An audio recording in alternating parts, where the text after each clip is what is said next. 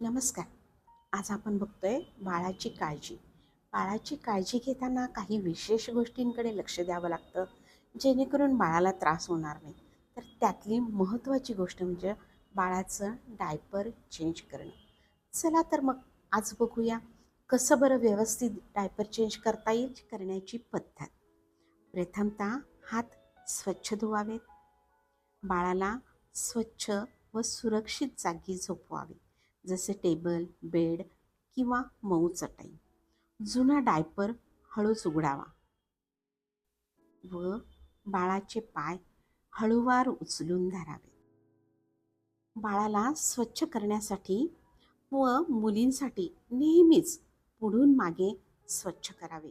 त्वचा कोरडी करण्यासाठी कापडाने पुसावे. डायपर हळूवार ठेवून घट्टपणे आरामदायक पद्धतीने बांधा आणि बाळ आरामदायक कसं राहील याकडे लक्ष द्यावे. तर अशाच माहितीसह आपण पुन्हा भेटतोय एक पाऊल आरोग्याकडे. धन्यवाद.